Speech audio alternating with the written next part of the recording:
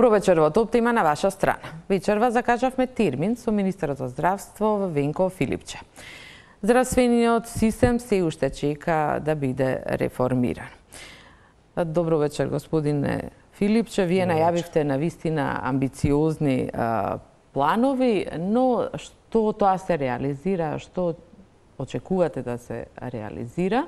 Малку подоцна во емисијата. Најпрво ќе започнеме со она што се случи пред малку. За жал почина 19-годишната девојка која беше тешко повредена во автобуската несреќа кај селото Ласкарци, на која беше ампутирана ногата. Уште колку пациенти се уште има згрижени од ова сообраќајна несреќа и каква е нивната состојба?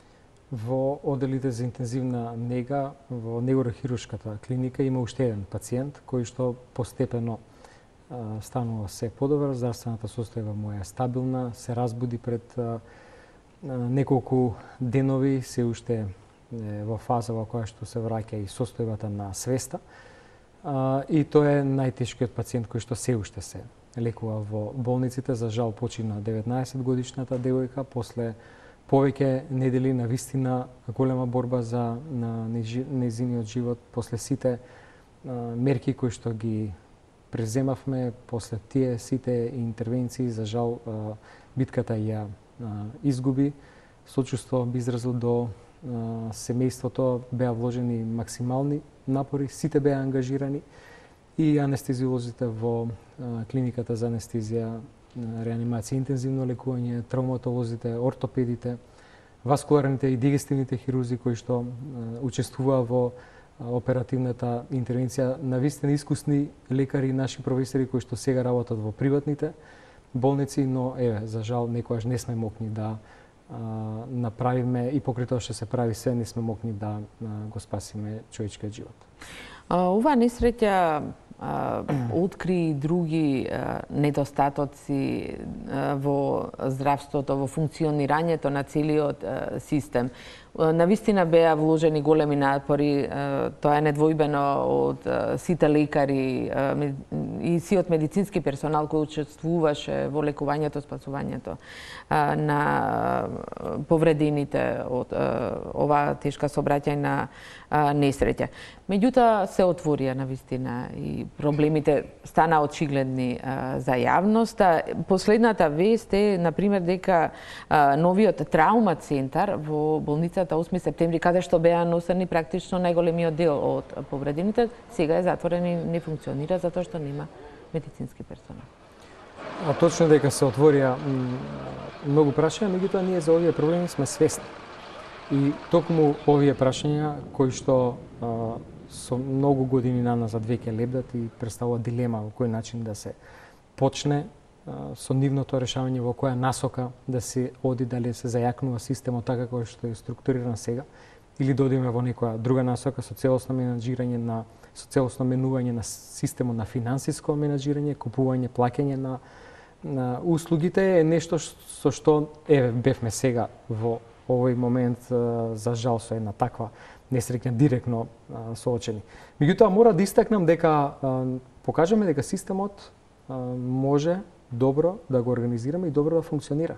Но тој не е организиран. Вие бевте тој што ја координиравте практично целата акција. Нема таму систем, нели во некои други држави дури се прават вежби, се е поврзано, се знае како треба да функционира, се знае улогата на секој доктор, не дека лекарите не вложуваат на човечки напори, но треба да ги знаат, да знаат својата улога. Тоа го нема. Добро, знаете што тоа што има недостатоци на повеќе нивоа со оваа за жал таква страшна несреќа и на начин на кој што ги изменаџиравме сите тие работи, ни покажа дека работите кои што ги почнавме за да го зајакнеме токму тој систем на повеќе нивоа се вистинските чекови.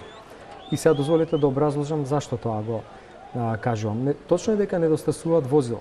И тоа ние ја почнавме и завршивме набавката на возилата за итна медицинска помош и тие треба веќе да стигнат до крајот на набавката на 12. На 12 возила за кои што беше предвиден буџет минатата година, остана одредена сума на пари, не така мала, заради електронската аукција и тоа се средства со кои што ние оваа година може да набавиме исклучиво иста таква опрема, тоест возила.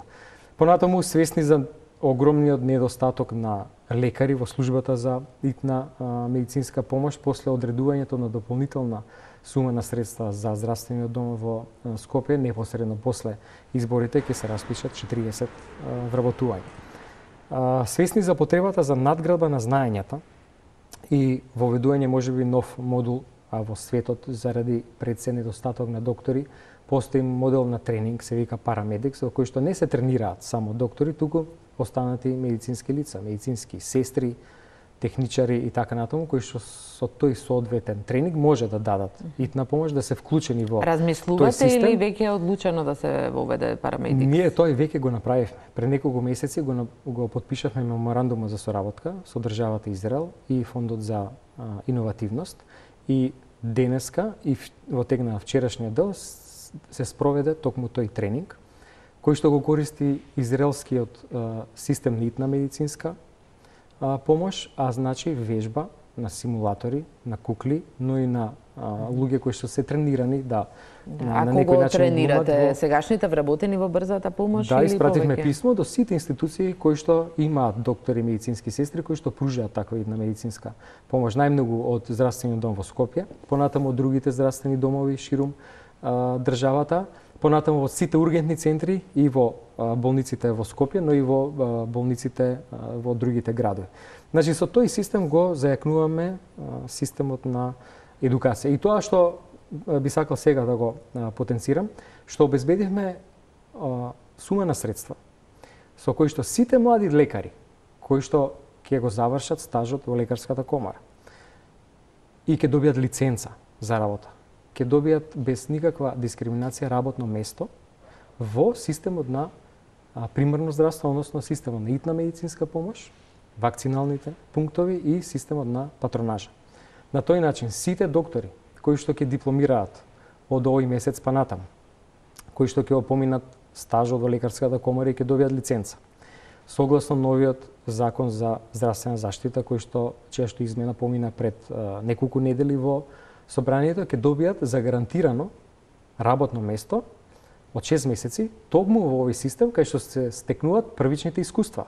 За тие млади лекари на овој начин ја почнат својата лекарска кариера, тука се основите во пружењето на итната на помош, понатаму во системот на имунизација за да се стекна со соодветни искуства под патронажа и под овој менторство на постари и поискусни колеги, да, но во исто време да бидат стимулирани да останат во државата. Многу од тие млади доктори заради тоа што лутале, заради тоа што сметале дека не се конкурентни или заради X други причини, сега да не ги набројуваме, едноставно размислуваат да заминат во прашање и конкретно емисијата од неколку засегнати во здравството, меѓу кои од специјализантите. Но каде ќе ги носат? Еве, велиме новиот траума центар во 8 септември, каде што ги носеа практично и каде што дојдоа сите повеќето лекари, сега не функционира, нема анестезиолози, нема медицински сестри. Проблемот со дефицит на лекарите не може да го решиме преку ног, токму тоа што имаше не, слободно место. Правите, ако тренирате персонала, која закнувате брзата помош, тие некаде треба да ги однесат. Тие болни каде што соодветна... Сите овие лекари, овој стаж, односно оваа работа платена, ќе биде предуслов за специјализација. Сега во овој момент ги правиме плановите 4-годишни за специјализациите согласно потребите на институциите. И најголем дефицит има во сферата на анестезиологијата и во сферата на педиатријата. И свесни сме за тоа и современо се соочуваме и со проблем со менторство. Заради тоа што многу од постарите колеги се дел во пензија, дел работат во приватните болници и затоа го имаме целиот тој дефицит. И затоа го правиме заедно со екипите и тимовите на Светската банка за примарното здравство и со експертскиот тим на Европската унија преку нашата канцеларија во Европската комисија асесментот на целокупниот здравствен систем. Пред неколку дена имавме презентација на тој асесмент согласно која проценка ние ќе го направиме планот кој што ќе биде план за регионализација. Тоа ќе значи дека во секоја болница во Скопје, но и во секоја регионална болница во нашата држава. Точно ќе знаеме колку специјалисти од која специјалност ни се потребни. И такви кадри ние ќе едуцираме. За да, ако анализата покаже дека на Скопје има потребен еден травма центар, ќе го опремуваме и ќе го екипираме и ќе примаме луѓе за едниот. Доколку го покаже дека треба 2 или 3, тоа и ќе го направиме. Сакам да кажам, зборувате, треба од прилика најмалку една година да се направат проценките, да се најде персоналот или асесментот веќе завршува. Во април месец треба да завршат двете проценки на двата тимови. Ние ги иницииравме овие процеси минатата година, тие вкупно трае 6 месеци и еве сега завршуваат. Цело време имаме комуникација, ги разменуваме искуствата, даваме податоци што им треба и сакаме да имплементираме стандарди согласно европските критериуми. И кога тогаш би бил, да се вратам на прашањето, отворен повторно травма центарот на, бидејќи тоа е опремен, таму не треба. Има два модели кои што може да ги имплементираме во ситуација кога недостасуваат кадри, вака како што е тоа сега случај со болницата 8 септември и травма центарот. Едниот модел кој што веќе се спроведува во некои други одели, болници и клиники е да доктори одат и даваат услуга и во таа болница. Например, недостасуваат гинеколози во болницата во Кавадарци. И по систем на ротации, гинеколозите од Универзитетската клиника за гинекологија секоја недела редовно ја покриваат таа потреба на болницата во Кавадарци. И тоа е нешто што може да се спроведе. Тоа го најавивте, ако не се лажам, денеска на пресконференција, дека ќе... Тоа е друга најава, тоа е најавата и за примарните лекари, меѓутоа, да, можеме и тоа да го споменеме, заради тоа што значајно да се задржиме на травма центрите. Или докторите ќе одат, согласно потребите, и таму ќе извршуваат интервенции, додека не се едуцираат младите доктори да може да превземат работата. Или таму каде што не е итно, ќе се едуцираат млади доктори кои што кога ќе завршат специјализацијата ќе почнат да даваат некаков тип на здравствена медицинска услуга која што во овој момент не се дава. И да одговорам конкретно за оделот за травматологија во 8 септември се планира прием на нови луѓе заради тоа што во рамки на болницата веќе функционира ортопедско оделение, имаат доволен број на пациенти, третираат и спортски повреди, значи едно такво травматолошко оделение навистина им е потребно, имаат недостаток на кадар, има одреден број на доктори кои што се искусни, меѓутоа планираме непосредно после завршување на овој изборен циклус за претседателските избори, мислам почеток на процесот кој што ќе се примат и доктори и медицински сестри. Истото како што тоа го направивме за педиатриската клиника и за гинеколошката клиника во текот на изминатите месеци. Таму беа примени над 40 до 50 и медицински сестри и доктори, со што значено се зајакна тој капацитет. Впрочем, значи дури некаде на лето би можело да се екипира или се велите после претседателските во мај, ако почнат огласи, колку персонал ќе биде примен, колку лекари? Добро, согласно потребите може да се примат 4 до 5 доктори на медицина кои што ќе специјализираат, но и ќе работат со своите поискусни колеги и негде 30 до 40 медицински сестри за да може да се воведе система на смени и тој одел целосно да ако успеете толку да најдете кои не заминале во Германија или другите. Направивме сериозна анализа на сите овој доктори и медицински сестри кои што се невработени. Очекуваме дефицитот на доктори да го надополниме со овој модел програма која што ќе ја спроведува Министерството за здравство, а парите се обезбедени преку Фондов за здравствено осигурување. Тоа е тоа кога младите доктори ќе бидат примени на примерно ниво и после тоа ќе се упатуваат на специјализација.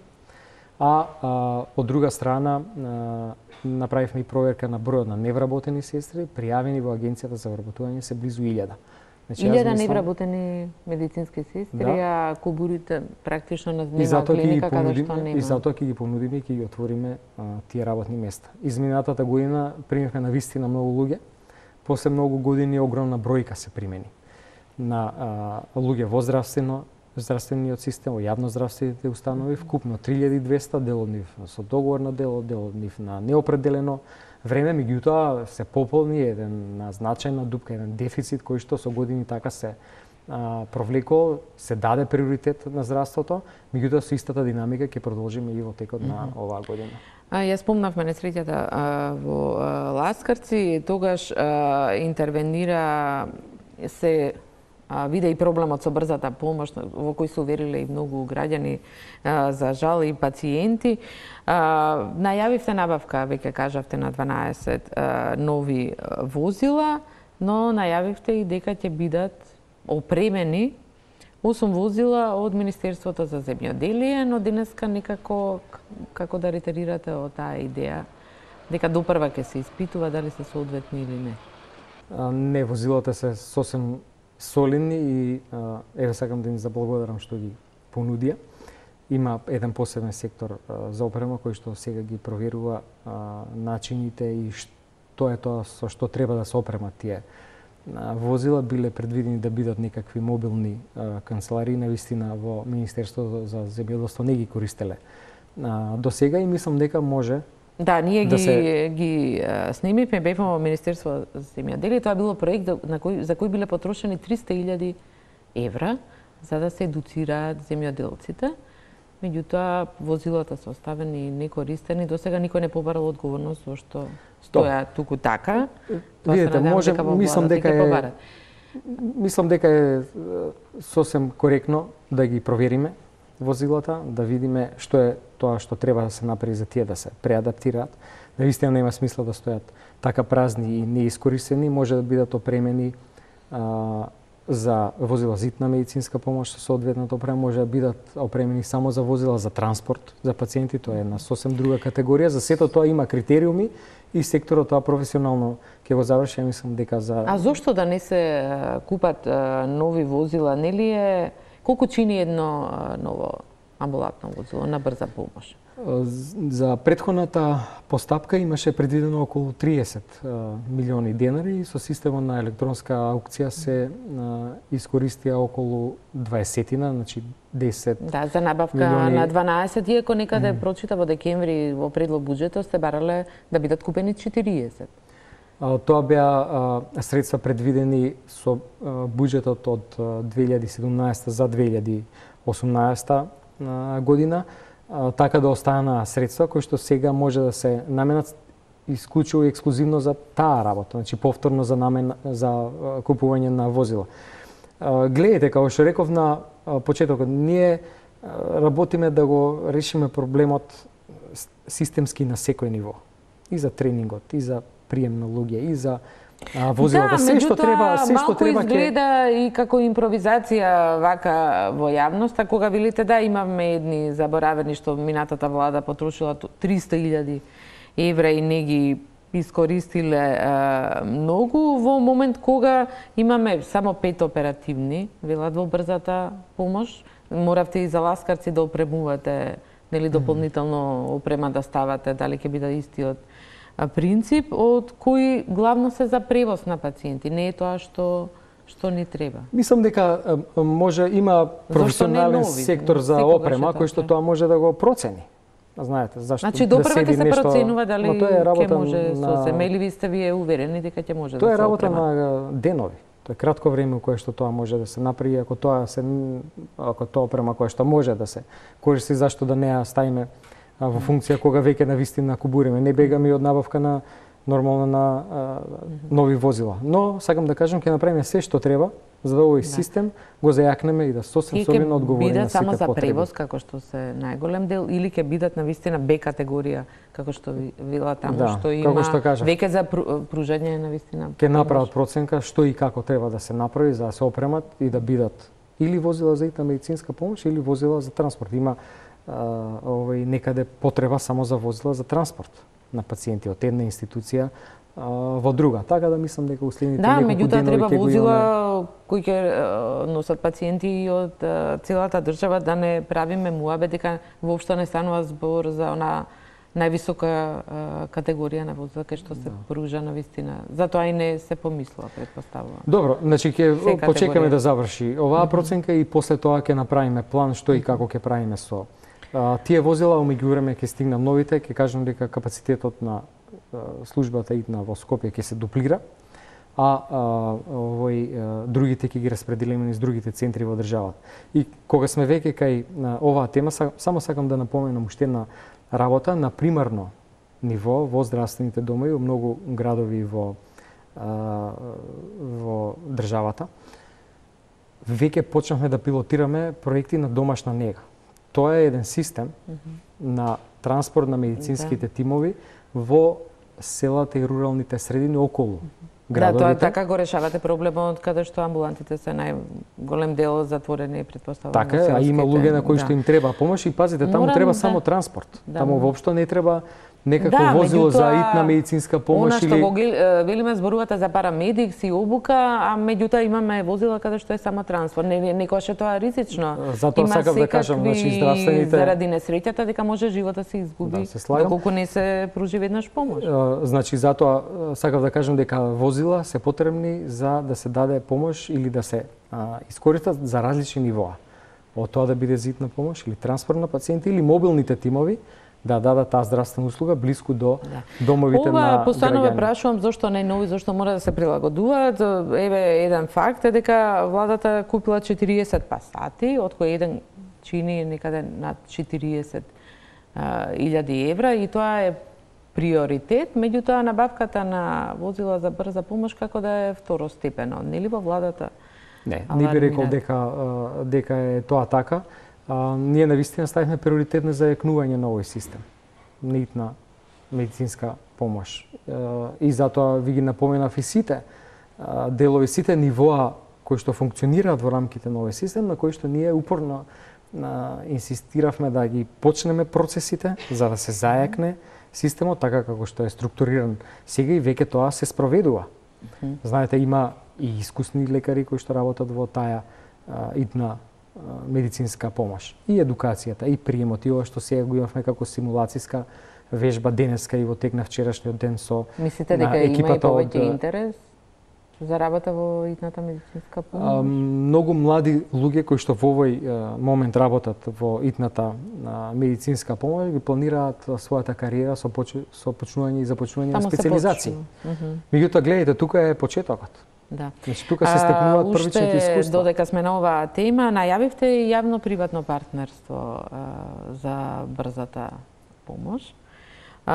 Зошто е потребно јавно-приватно партнерство? Соопштивте дека има и анализа која е направена од фирмата Басме КТ, која ви сугерира да се спроведе ова јавно-приватно партнерство.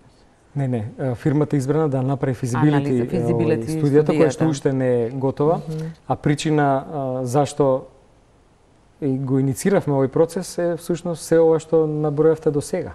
Сите овие недостатоци и проблемите со кои што се соочува овој систем и тоа не натера да побараме едно алтернативно решение кое што впрочем функционира во многу европски земји. Физибилити студијата очекуваме да ни каже дали истата сума на средства која што сега се користи за итната помош и за набавка на возила, за плати, за тренинг на вработените, може да се искористи на многу порационален начин и ние имаме поефикасен систем.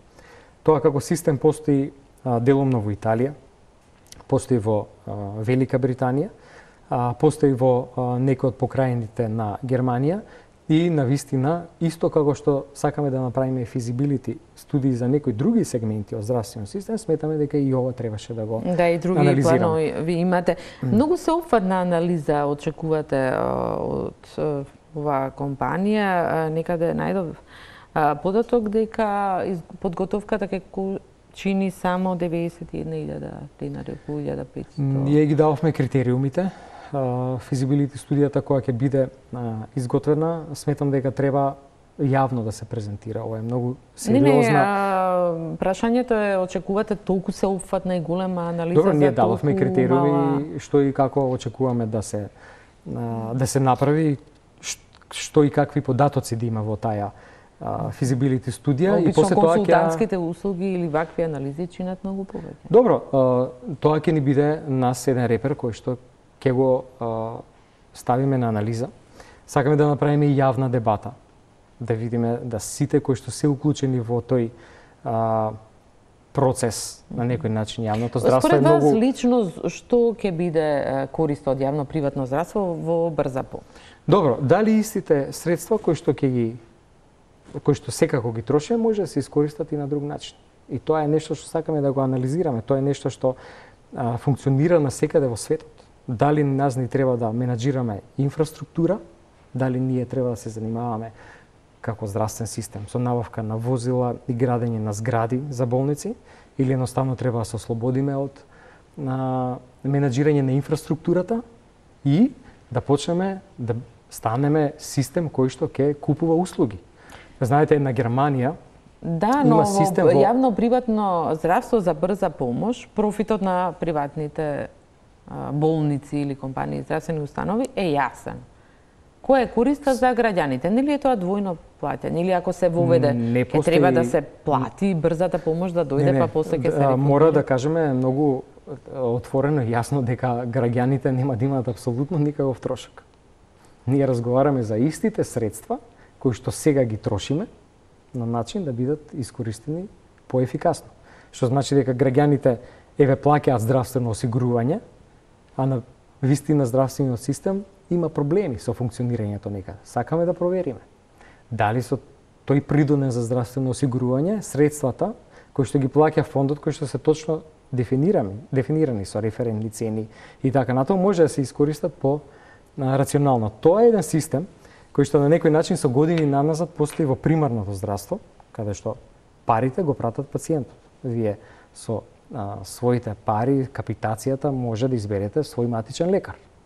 Тоа постои со години наназад во сферата. Да, матичните лекари бараат да ја укинете капитацијата, бидејќи велат тоа не функционира веќе и да направите начин. За јавно-приватно партнерство се уште не добиам одговор зошто е подобро. Еве еден податок е околу 152 организации од 45 земји бараат од Светска банка, од ММФ да не поддржуваат повеќе јавно-приватно партнерство. Има и конкретни примери за тоа што се поддржува корупција заради договорите, практично се тие во 4 очи, мора да се почитува тајноста на договора. Сме трпеле такви последици со приватни фирми кога не смее да се објави договорот, колку што сеќаваме ОКТА. Имаше примери во Британија на една компанија наместо договорот е на милиарда и 149 милиони долари, на крај државата платила 7 милиарди за услугите за 10 години. Бразил, Перу, сите се двојно или тројно, на крај со анекси, на договори кои се нели тајни, не можат со години потоа да се објават, државата ја чинеле многу повеќе. Многу е грешно да се фрла еден сомнеш врз процесот на анализа дали нас ни треба таква работа. Значи,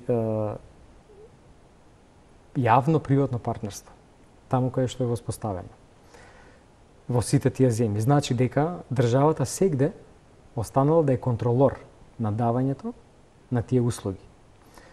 Единствениот бенефит, а за тоа и сме поддржани од одредени меѓународни институции согласно искуствата кои што ги имаат на европските земји, е да се ослободиме од непотребните трошоци. Да се ослободиме од нешто од што на вистина како здравствен систем ние не треба да менаџираме. Здравствениот систем во многу земји у светот значи дека купува услуги таму каде што е најдобро. И ме прекинавте, сакав да продолжам после матичните лекари, ние веќе тој систем го имаме во сферата на адултната кардиохирургија. Со години наназад, во тој сегмент на здравството, може да бирате дали ќе идете во една од трите институции кои што функционираат во нашата држава. Државната клиника за кардиохирургија, во едната или другата приватна болница, во Систина или во болницата Жан Митрев. И фондот ги плаќа тие услуги и ние како систем го контролираме целокупниот систем во кој што влегуваат сите болници, јавни и приватни. И тврдите дека тоа не чини повеќе отколку... Ама фондот ги плаќа истите цени. И сега сметете какви услови се лечат едните, другите или третите пациенти. За тоа станува збор. Да видиме дали за истата сума на чинење на тие интервенции не може да добиеме подобри услуги за нашите пациенти во подобри услови, а без при тоа државата многу да се задолжи, а да ги реновира или да гради нови болници или згради. Брзата помош не изгледа барем, не гради згради. Чекаме да ни покаже Значи истото има трошок и во значи воопшто не чинат малку ниту возилата, ниту сервисот на тие и одржувањето на тие возила. Ние тоа сакаме да го провериме. Дали може да се ослободиме од нешто што е терет и што знаеме дека е трошок, а при тоа се фокусираме само на услугата да добиеме на најдобар можен начин.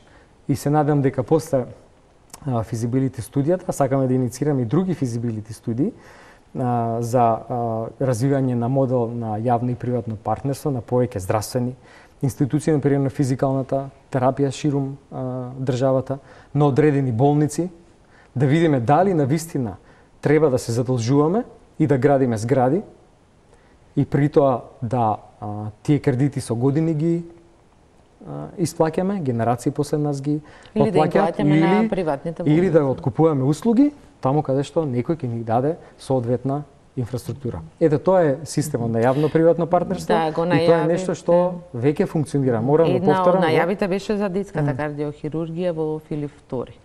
Меѓутоа тоа го најавивте и остана во една форма тоа се проведе заради тоа што таа институција имаше веќе важечки договор со фондот и сега децата се лечат во таа болница. Може замислите каква драстична разлика има во условите за работа. Па се спои експертизите.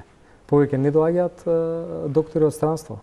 Ние веќе преку програмата у Министерството за здравство штедиме околу 300.000 евра, што не се мала сума на пари, па тоа беше сумата која што дававме за странските доктори кои што доаѓаат и кои што работеа заедно со нашите експерти. Значи не само што фондот ги плаќа истите услуги, истата цена за тие интервенции како што се плаќаше во клиниките, не доаѓаат странските доктори, имаат гледате какви услови за лекување тие. Очигледно навистина се залагате за ова јавно-приватно партнерство и секаде каде што има физибилитет, јас мислам дека државата треба да ги прави овие модели согласно европските искуства. Наместо да гради болни, тоа значи дека и клиничкиот центар. Тоа е најголемата инвестиција практично. Клиничкиот центар е специфична институција заради тоа што е единствена терциерна институција и заради тоа ги разгледуваме и овие други модели за развој на клиничкиот центар. И тука би клиничкиот центар ќе почне да се гради кога?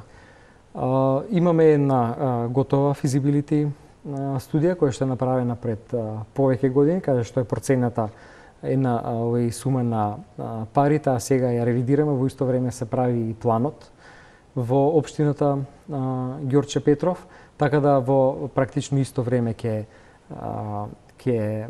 завршат тие постапки, мислам дека за 2 до 3 месеци од денеска и планот ќе го имаме во општината токму за клиничкиот центар и ревидираната физибилити студија и дека во најскоро време ќе ги удриме темелите на болницата. Кога сме кај клиничкиот центар, дали сте разочарани што практично политиката ви го стопираше еден од најзначајните реформи, а тоа беше реорганизација на клиничкиот центар, односно обединување на сите клиники во еден центар, дека ќе се спојат практично сите клиники, но таа идеја веќе кој ви ја блокираше? Ја размислувавме, точно дека размислувавме за таа идеја што ќе донесе како предност, а што како недостаток тоа интегрирање на клиниките. Во меѓувреме се направија и анализи на долговите на клиниките, започна еден систем на исплата, се вложиат дополнителни суми на пари во буџетите на клиниките, тие има долгови како надворешни, така и меѓусебни. На еден начин се решаваат меѓусебните долгови, заради тоа што анализата покажа дека може со некој систем на пребивање на некој начин дел од тие долгови помеѓу клиниките да се избрешат, се направи систем на исплата на надворешните долгови, се вложи дополнителна сума на пари за некои долгови кои што ги имаше и службата за заеднички работи, така да таа идеја за интегрирање на клиничкиот центар воопшто не е ставена по страна, меѓутоа има некои работи кои што претходно треба да се средат во релациите на клиниките, долговите да се исчистат. Еве, фокусирани сме во меѓувреме и на овој нов клинички центар во кој што самите директори на клиниките кажуваат какви ќе бидат потребите во новиот објект, така да тоа не е идеја која што не сме Има ли напуштили. противање во владата? Се зборува дека ДУИ е против идејата на спојување на клиничките центри внатре во владата. Предпоставувам ти имаат многу директори на клиничките центри кои би останале без работа. Гледайте, точно дека има различни мислења на различни нивоа, меѓутоа ние сепак ги правиме сите работи за да се средат односите и релациите помеѓу клиниките. И тогаш кога ќе веќе го знаеме патот како тие релации ќе се средат, како долговите ќе се исчистат или барем ќе почне еден редовен начин на исплата, ќе направиме политичка одлука во која насока ќе. Вие лично не се откажувате од идејата, би било пофункционално. Мислам дека е тоа добра идеја и дека би требало да се спроведе. Некои многу прашања излегуваат на вистина, граѓаните, секој од нив е засегнат од здравството. Лично, она што во последно време најмногу се жалат е мој термин. Терминот мој термин. Воведовте некои измени, меѓутоа практично сега како да е заглавен. Не функционира, се враќаат кај матичните лекари, специјалистите не можат да дадат, им препорачуваат ургентни, така да имаме во моментов нешто што го задржавте и функционираше неколку години и сега во моментов сите се жалат дека не функционира. Имаше надградба на целокупниот систем, се воведува повеќе нови модули, се воведе начин за електронско водење на бременоста, може да се закачат и посебни патолошки наоди и наоди од биопсии кои што до сега немаше алтернатива тој модул да ги прави. Тоа што најмногу креираше еден проблем беше промената во системот на ургентните упати, заради тоа што бевме сведоци на тоа да тие упати се злоупотребува заради тоа што ги издава матичните лекари, не секогаш што вистинска индикација, и затоа се воведоа два нови алтернативни упати на начин на кој што поточно се дефинираа во рамките на таа ургентност со која што треба да се прегледа пациентот, за колку точно време тоа треба да се направи. И има еден упат кој што се вика упат за 24 часа, итен упат во кој што мора пациентот да биде примен, да се направи преглед, да се направат сите испитувања. И уште една алтернатива на приоритетниот упат, а тоа е упат кој што важи 7 дена и на кој што на пациентите некогаш им е потребно за одредено снимање, за кое што нема ултраголема итност, значи првите 24 часа, но им е потребен за да обезбедат соодветна документација за продолжување на боледување и така натаму.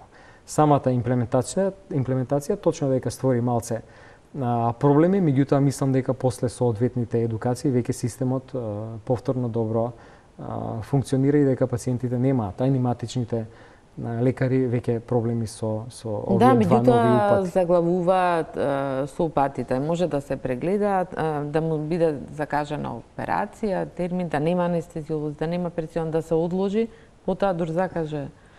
Повторно се жалат пациентите дека заглавуваат, се жалат хроничните болни дека ги враќаат кај матичните лекари. Излегува дека не функционира. Велите дека тоа е вака на почеток со новите.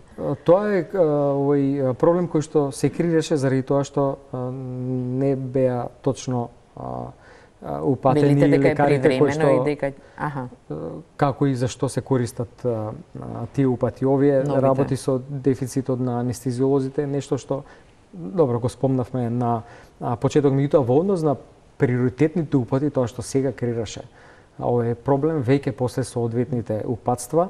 Тие стигнуваат и се завршуваат сите тие прегледи, и мислам дека добро што се направи една ваква измена, заради тоа што со приоритетниот упат многу често се заобиколува редовните процедури. И само една информација што е можно интересна кога зборуваме за овие приоритетни упати, дека блиску половина од редовно закажаните прегледи не се извршуваат. Например, радиолошките снимања.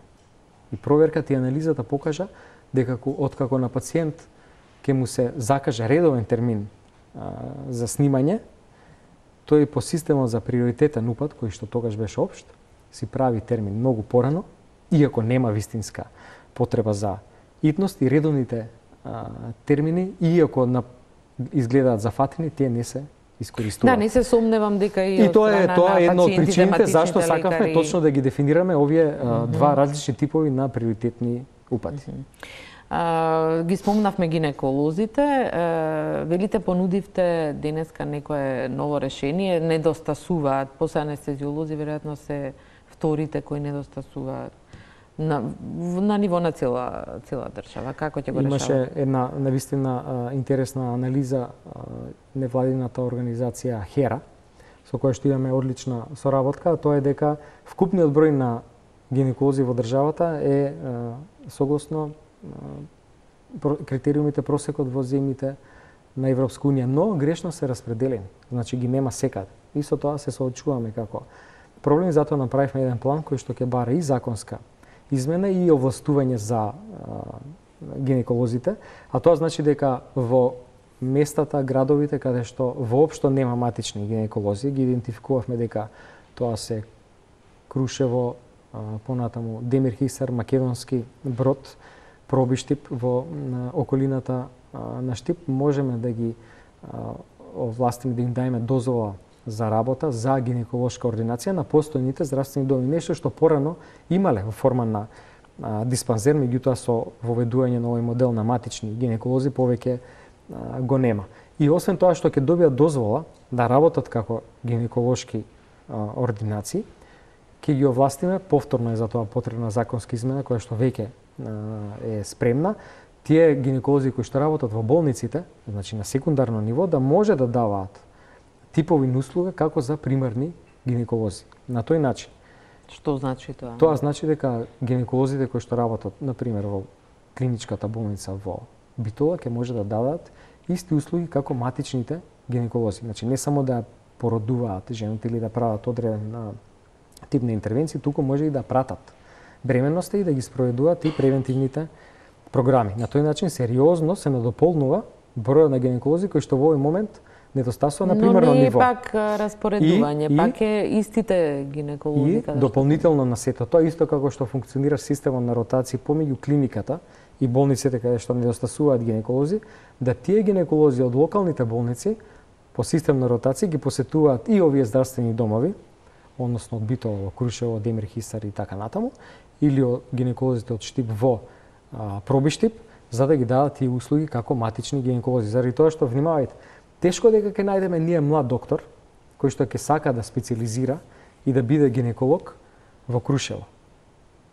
Сите млади доктори сакаат да напредуваат, да специализираат и така натаму. И затоа да останат во Скопје или поголемите градови. Или во поголемите центри. За тоа ќе ги овластиме да даваат малку поголеми, да имаат малку поголеми ингеренции за типот на медицинска услуга која што ја пружаат и на тој начин. Но како ќе ги мотивирате? Зошто ви одишле? Не сакате? Така е, тоа во моментот се разгледува од страна на фондот и за тоа ќе бидат одделени посебни буџети. Значи ќе има ќе бидат повеќе платени, така е. Тоа, И тоа е модел кој што го поддржа и Светската здравствена организација, но слушнавме и такви искуства од Светската банка дека има такви искуства во земјите во регионот кои што впрочем гледате се соочуваат со истите проблеми кои што ние се соочуваме. И во Словенија, и во Србија, и посебно Хрватска има таков недостаток, па дозволуваат групирање на докторите матични во група која што ќе даде услуга на еден поширок регион и вака ќе им се даде екстра ингеренции на лекари кои што работат на едно ниво на здравствено заштита да работат на друго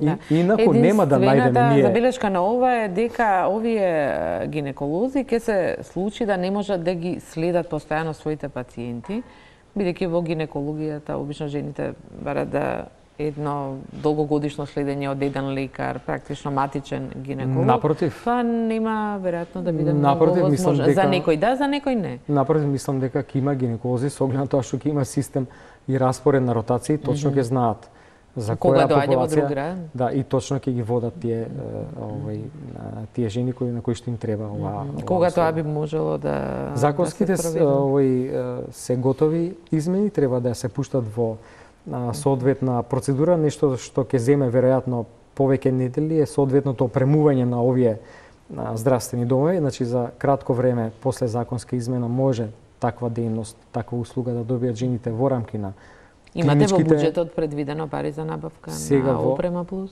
Во овој момент не, меѓутоа планираме да пренамениме дел од средства, заради тоа што ова е исклучително битен проект, значајно ќе го зголеми и пристапот, но и квалитетот на ова услуга, а ќе значи и пристап кон жените на примарно ниво, што може да спречи и бројни компликации натаму во болничкото во самата бременост. Но уште нема гинеколог во Шутово Ризар или остана? Мислам Кој е дека во Скопје? овие механизми кои што сега ги планираме и Би с го големините покриле? ингеренции би го покриле и би ги покрили ваквите Бидејќи насови. очигледно никој не се пријавува да работи таму, не значи дека ќе се пријават и во... Како што Идејата рековме, не вака очекуваме дека изгледа- ќе има гинеколози кои што ќе работат во оддалечените места, барем за сега, младите лекари не покажуваат таков интерес, но верувам дека некој кој што работи во една болница, кој што може да напредува во кариерата, да специализира, може да се направи систем на ротација. Кога да се покрие сме оваа кај потреба. медицинска опрема, дали има медицинска опрема, минатата влада набавуваше прилично опреми, многу и операциони зали и се. Имаше многу и скапи тендери за опрема. Дали има опрема што не е искористена? Го знаеме акселераторот за болницата 8 септември. Дали има уште таква опрема? Дали сте провериле во болниците и во Скопје и низ државата дека има опрема што не е употребена? Уште не се инсталирани акселераторите. Акселераторот во клиничката болница во Битола веќе е инсталиран. Тоа што сега го правиме е тренинг на физичарите и медицински сестри кои што ќе работат во тој центар за онкологија. Тие имаат комуникација со онколошката клиника во Скопје и тука се едуцираат. За неколку месеци ќе заврши со градежниот дел и бункерот во болницата 8 септември и тој акселератор ќе се монтира и овој акселератор за болницата во Штип, кој што верувам дека во тек на почеток на следната година веќе ќе биде инсталиран и податоци за друга опрема во овој момент нема. Некаква опрема која што не се користеше во една болница ја префрливме во друга, меѓутоа ова е тоа за што чекаме да се завршат градежните работи и да се стави и да се стават во функција. Значи ништо не е оставено не сте откриле таква опрема? Добро, ние имаме сектор за опрема да? во Министерството кој што детално знае која и каква опрема се наоѓа точно каде и еве ние инсистиравме за што пократко време со овие градежни компании кои што ги имаат тие градежни работи земено како обврска да ги завршат за да може да се даде тој сервис на граѓаните. Со тоа верувам дека ќе се скратат листите на чекање за овие зрачни терапии кои што сега се даваат само во клиниката за онкологија. Велите ќе биде набавена и друга опрема, што е најитно и приоритет?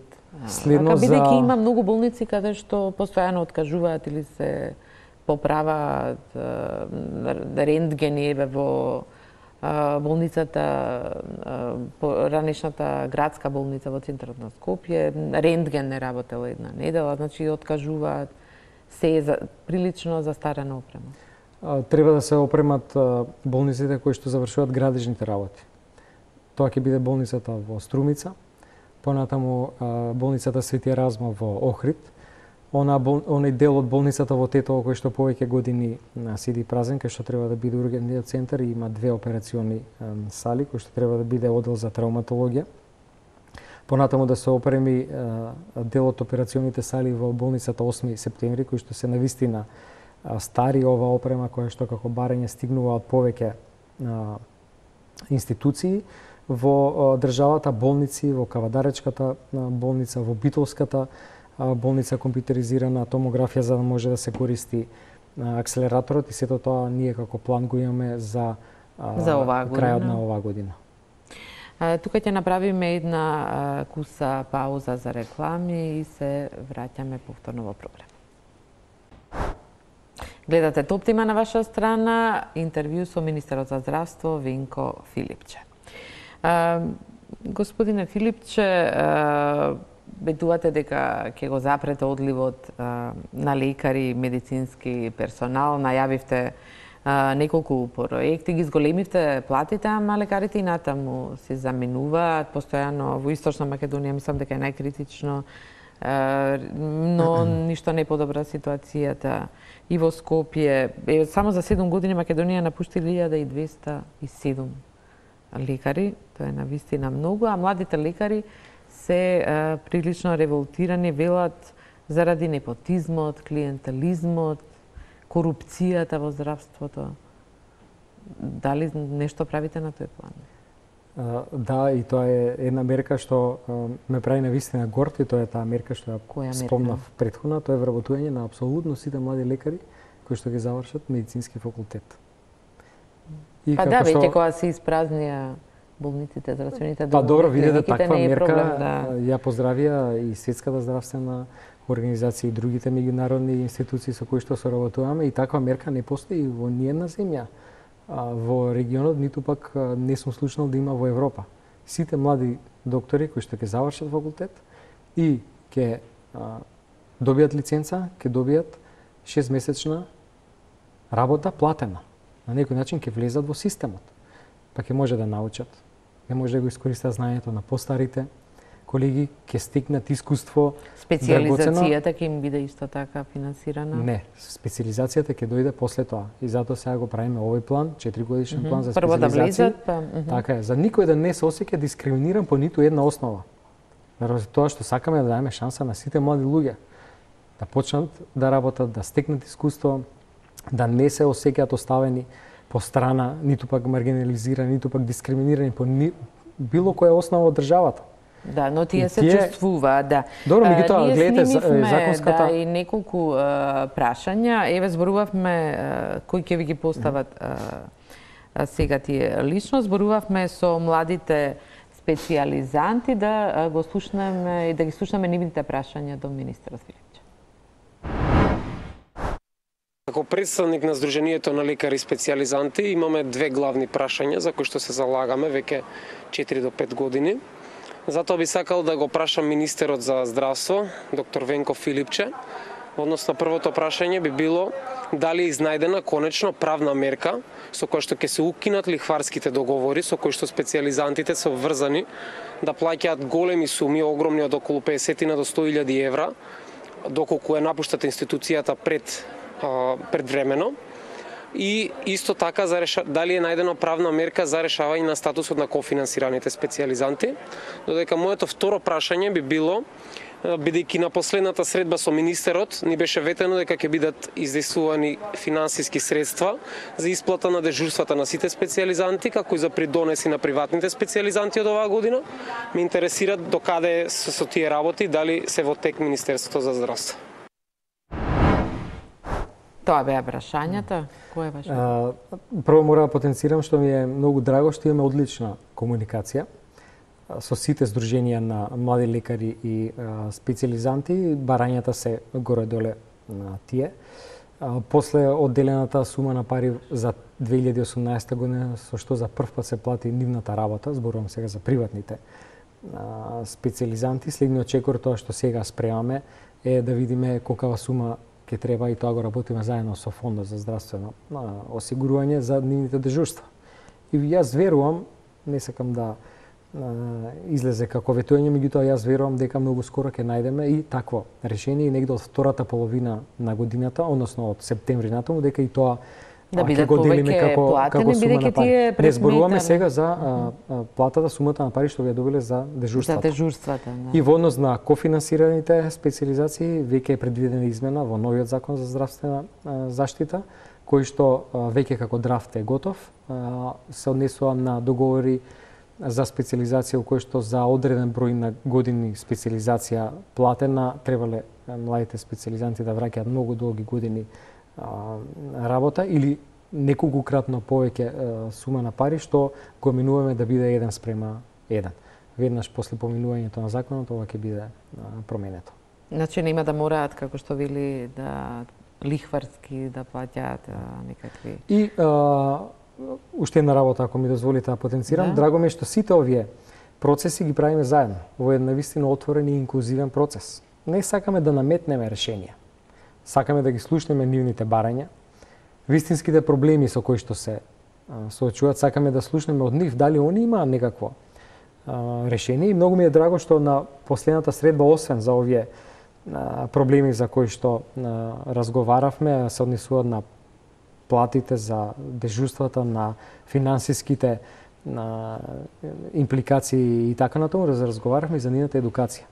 Па имавме и состанок во деканатот на медицинскиот факултет. Да, навистина се директни во прашањата и многу конкретно и знаеш што ние сме многу конкретни со нашите мерки.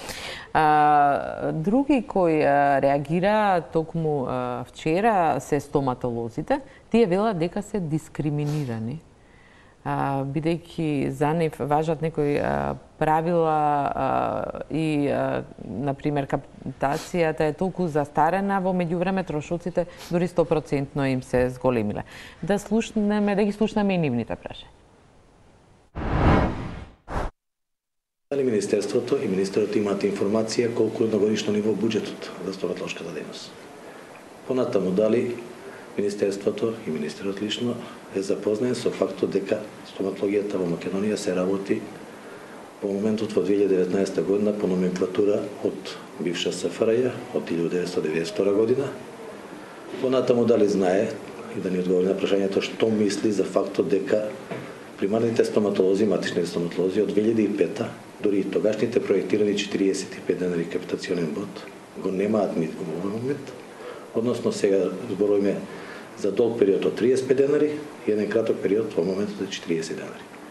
Понатаму, по однос на специјалистите, стоматолошката протетика, ортодонцијална хирургија, кои работат со цени и лимити поставени од 2005 година, за кои нема надеж ни дали има надеж да се поместат тие цени и лимити, затоа што едноставно и за двете работи говориме за нормално одржување потребни на ординација. Потоа би постои прашање дали се познато дека 2019 и 2005 трошоците за одржување на ординациите се зголемени можеби и стотици пати, и стотици проценти, и прашањето е дали министерот, министерството, владата и другите релевантни институции имаат план, стратегија, стоматологијата да работи во нормални услови и дали стоматологот треба да остане на маргините на денешното општество. Какви промени да очекуваат стоматолозите ако подготвуваат? Ова се пред се барање кои што се адресирани кон Фондот за здравствено осигурување, заради тоа што е фокусот многу често ставен кон капитацијата, трошоците и така натаму. Имавме средби со представници на стоматолошката комора на кои што покренавме и некои други прашања во однос на мрежата на стоматолошките ординации кои се во тој систем, тоа е ортодонцијата, понатаму протетиката, оралната хирургија, начин на кој што треба да се одредат критериумите, колку такви стоматолози треба на одреден број на население, и сме разговарале во неколку наврати со директорот на Фондот за здравствено осигурување и имаме еден начелен генерален план дека после големата инвестиција што се направи во 2018 и 2019 година за платите и примањата на сите вработени во јавно здравствените институции, примарното здравство треба да ни биде фокус во 2020 година. Да, тука се надоврзува да и матичните лекари, веќе ги спомена, в кои веќе бара да работа за плата практично, да нема. Свесни сме за нивните барања, свесни сме за големите трошоци кои што ги имаат и стоматолозите, точно е дека трошоците за нивните материјали во изминатите години дури за 3 пати се зголемиле, они го добиваат истиот надоместок со години наназад. Па згорена се плаќаат и медицинска сестра, некој од нив плаќа и техника, тоа се луѓето кои што работат протетика и ништо од тоа не им се дели од буџетот. Така да, иако сакаме, не можеме на сите прашања веднаш да одговориме, барем во таа смисла ја направивме оваа динамика да добар дел од средствата 2018 и 2019 година отидоа за платите. Минатата година пред се за дежурствата на лекарите, специјалисти, за специјализантите кои што ги споменавме. Во септември месец лани 5% зголемување на сите вработени во јавното здравство и од јануари оваа година 10% за лекарите, специјалисти, 5% за сите други здравствени соработници, медицински сестри и администрацијата која што ги следи од месец септември. За следната година верувам ќе стигнеме до ветените 100.000 денари плата и ќе ставиме акцент на примарното здравство. Тука влегуваат сите дејности, и стоматологијата, протетика, ортодонција, орална хирургија, матичните лекари и вака како го надополнуваме системот со педиатри и гинеколози. Уште едно прашање имаме од невладината ЕСИ која ги истражува набавките, тендерите во здравството. Тие споменуваат еден договор од 2010 година вреден 231 милион евра за реконструкција на 52 здравствени установи. Не знам, тие велат не е истражено зошто 2010 три странски компании од Хрватска, Благоевград и една joint venture Medical го добиле тендерот од 231 милион. Меѓутоа се осврнуваат на тоа дека не се знае колку е реализирано, колку е потрошено, но дават еден пример со болницата во Тетово, да ги слушнем. Клиничката болница од Тетово, која што е еден од најголемите корисници на средствата од овој проект, всушност нема видливи бенефити од самата реализација на проектот. Додека пак нашите интервјуа со пациентите покажуваат дека пациентите не чувствуваат бенефит од спроведувањето, односно не почувствуваат разлика помеѓу тоа како била состојбата претходно и како е состојбата сега во самата институција.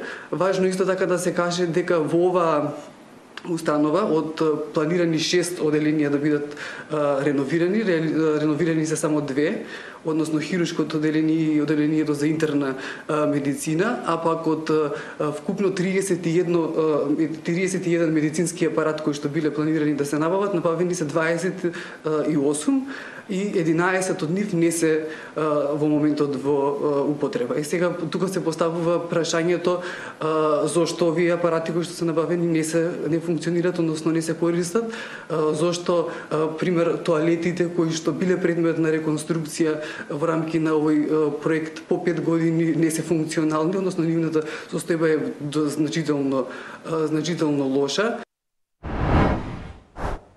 Верувам дека сте биле во болницата во Тетово и се познати овие прашања. Кој е вашиот одговор?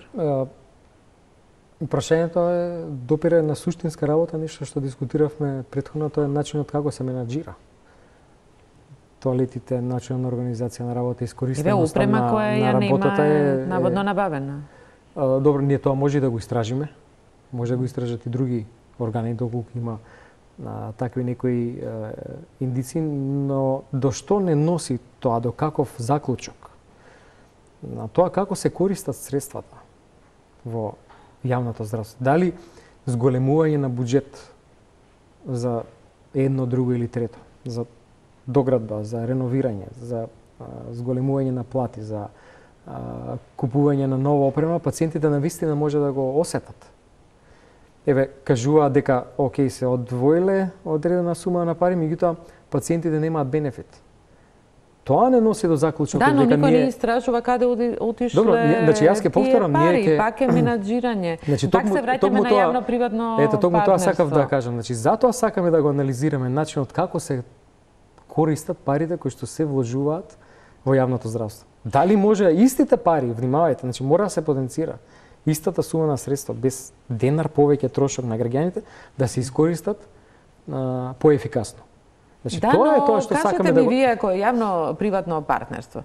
Ги знаеме условите на клиничкиот центар во споредба нели со приватните болници. Како ќе се избираат кои пациенти ќе добиваат услуги во клиничкиот центар каде што суштината на некогаш се дури и мизерни, а некој ќе добива привилегирани пациенти ќе добиваат во приватното, а фондот ќе плаќа и таму и таму. Значи се согласувате дека се подобри условите таму. Во приватните, да, ако 1000 евра чини еден ден во соба на интензивна нега во приватна болница, мора да потенцираме. Станува збор за истиот трошок. Чини веројатно и во меѓутоа условите не се истина. Токму тоа сакаме да кажем. Значи ние трошиме екстра сума на пари за таа инфраструктура која што е лоша и ја одржуваме. А ваму ги купуваме само услугите. Суштината е да го трансформираме системот во систем како што е сега примарното здравство, да парите го пратат пациентот. Да може пациентот да избере каде сака да оди. Како што впрочем функционира еден микросегмент. И сите ќе изберат во приватните нормално. И како тоа ќе го реши? Тогаш ќе направиме таков систем кој што ние ќе купуваме услуги од приватот. Токму тоа сакаме да ни покажат физибилити студиите за јавно-приватните партнерства. На крај ќе го затворите, ќе ги затворите државните болници, нема зашто е тоа нема потреба да се затвори или да се отвори државна болница. Битно е каква услуга ќе добие пациентот. Зашто да се вика приватно? Па велите зошто да инвестираме во тука кога тоа е прашањето е зашто да инвестираме, а нешто да не биде видливо. Тоа е главното прашање. Зашто да инвестираме во нешто што знаеме дека е само трошок? Дали вреди? Ние не викаме да не инвестираме, но викаме да провериме. Дали вреди да направиме нова болница во Струга, при тоа да се задолжиме, да ја изградиме, да ја опремиме и таму да функционира систем, или тоа може да го направи приватен партнер од кој што ние ќе купуваме услуги. Тоа сакаме да го провериме. Да, меѓутоа пак ги ставате пациентите и граѓаните во една неравноправна. Граѓаните и пациентите не ми е јасно како ќе избирате кој каде да апсолутно секој да добива иста услуга под различни услови. Граѓаните и иако плаќа секој, сите плаќаме здравствено. Граѓаните и пациентите на овој начин ги ставаме на прво место. Оти гледате сега граѓаните да идат у добри услови, треба да извадат пари од джеп. Ние тоа сакаме да го избегнеме. 35% од вкупниот трошок за здравство иде од out of pocket. Да, но пак дел од оние што може да одат само во јавното здравство, другите дупло плаќаат. Токму тоа сакаме да го избегнеме. Секој да може за своите пари кои што плаќа придонес, да избере каде ќе оди. Да избере кај што ќе бидат најдобри условите. Тоа сакаме да го анализираме, дали може да го постигнеме. Сите ќе изберат еве во условите во приватното здравство, кое нема да може да ги приватните болници не можат сите да ги затоа не станува збор само за приватни болници, станува збор за систем на приватно и јавно партнерство. Значи сегашното сценарио и сегашната слика е таква да има алтернатива чиста и црно-бел или јавно здравство или приватни болници кои што плаќаат од джеп. Јавно-приватното партнерство значи дека приватните за осигурување би требало да. Токму тоа, значи токму тоа е суштината на реформата. Не е само кога сме уште неколку блиц прашања, зошто не ги укинете квотите за лекови? Лекови нема во аптеките на рецепт уште на почетокот на месецот. Ова е вечен проблем што никој не го решил, не гледам ни вие дека имате на. Па добро, неколку промени се направија во фондот за здравствено осигурување. Ова е прашање повеќе за нив се смени начинот за наплати, и ако не да е резултат, јас верувам дека за кратко време ќе седнеме и ќе бараме некоја друга алтернатива. Кај одговорност, многу одговорност требате и порано и сега да барате. Ниту еден лекар нема одземена лиценца за работа, не се безгрешни. Го имаме последниот случај кога почина пациент на операција од хемороиди, извршена во во несоодветни услови, од лекар кој дури кривично бил горен, не ти бил во затвор заради криминал и злоупотреби. Како е тоа можно? Тука е недовербата и кај лекари, и кон лекарите. Ги превземавме апсолутно сите мерки кои што може да ги превземеме согласно законски, тоа што ни го овозможува законот. Се затворија и едната и другата ординација, се направи и тоа го направи по водена инспекција санитарниот инспекторат, на кој што јас лично побарав, им доставив список врз основа на сите дадени дозволи од министерството да направат вонредни инспекции на други регистрирани за таква дејност, мали хирурги, и тие тоа го направија, извештајот го доставија. Врз основа на тој извештај ќе направиме и вонредна медицинска контролно стручен надзор после таквиот. Да, тоа е за приватен, но моето прашање е каде е одговорноста. И тоа е патот по кој што после може да побараме одговорност. Значи стручниот надзор ќе покаже каде се лоцира, доколку има или нема лекарска грешка. Тој процес за овој случај што го спомнавте не е готов, исто како што во овој момент се работи за онаа пациентка која што почина на клиниката за карио после операцијата на клиниката за дигестивна хирургија. Но ние покажавме дека не сакаме и нема да дозволиме импровизации. Сетите се дека ја затворивме болницата Санте после смртниот случај со родилката. Па не се двумевме воопшто. Сакаме да точно кажеме. Да, но граѓаните сака, доколку вие така ќе ја заштитите и филата, не дека само нема простор за импровизација во овие работи. Давате некогаш ветувања во момент кога има проблем, еве само две на кои се сетив, најавивте тендер за маски против загадувањето, за среќа се подобри времето, немаме толку загадување, маските ги заборавивме или не, и докаде тендерот за гасификација на гинеколошката болница во Чаир, гледаме колку загадува, тоа не престанува. Имаше некој недостаток на документи кои што требаше да ги издаде општината и затоа ја прекинавме постапката за да ги обезбедиме на начин на кој што треба да се комплетира целосниот процес. Мислам дека не остаса уште еден документ за кратко време и тоа ќе го повториме. Маските не се заборавени, мислам дека се добра мерка и дополнителна заштита која што може да ја дадеме на посебно на пациентите со хронични болести, меѓутоа знаете така административната процедура. Што и да сакаме, не можеме да направиме за ултра краток временски рок.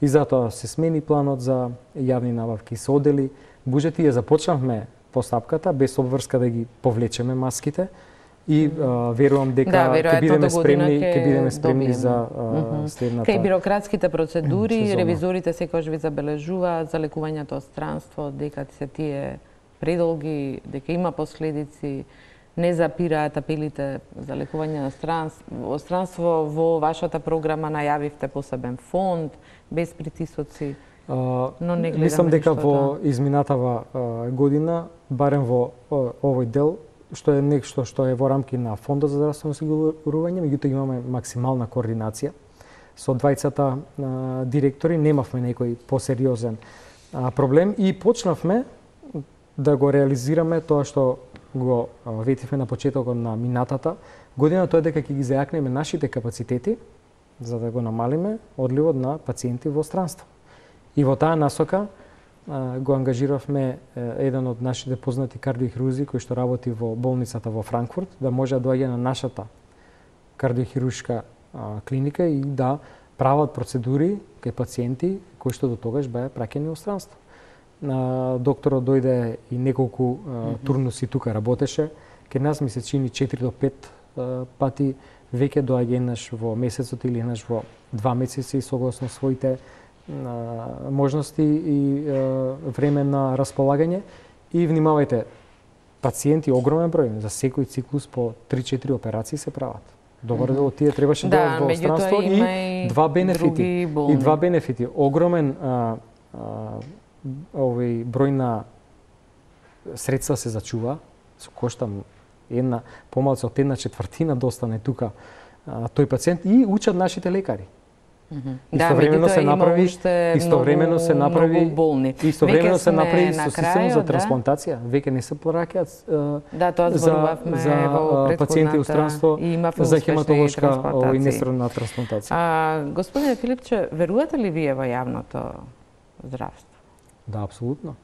Зошто вашиот татко неодамна му беше извршена некоја мала интервенција, колку што знам, во приватна клиника, му беше вграден стент, а не на државните клиники. Тој е доктор кој што работеше во јавното здравство, кој што со години ги едуцираше сите млади кадри на клиниката за кардиологија, кој што, за жал, имаше и многу проблеми, но се уште ги дава тие врвни услуги и човек кој што ја почна интервентната кардиологија во нашата земја. И токму тоа сакаме да го постигнеме. Да ги отвориме вратите. Сите врвни експерти кои што меѓувреме го напуштија јавното здравство и отидеа у приватните болници и од достапни за сите станаа достапни само за тие што може да платат од джеп, ние ги вратиме назад во системот. И тоа е тој систем со кој што парите ќе опратат пациентот. Да нема затворени врати, да не мора да се вика јавно или приватно здравство, да сите пациенти може да идат таму кај што ќе добијат врвна услуга, а ние како министерство тој систем ќе го контролираме. Очигледно тоа е главната цел, иако како што ве прашав на почетокот, има многу критики за овој систем заради коруптивноста и дека можеби ќе ја чини државата и многу повеќе. Ние сме Ви отворени и благодарам. транспарентни во сите постапки, се е на увид. Да, не и сакаме како што ништо да рековте, направиме допрво без е на ниво на испитување. Сакаме сите процеси да ги направиме без грам сомнеш. Да сме сигурни Верувам. дека е тоа вистинскиот пат по кој што нашето здравство треба да оди. Ви благодарам за учеството во вечерашната емисија. Тука е крајот на Топ тема на ваша страна. Останете на Телма, имајте убава вечер.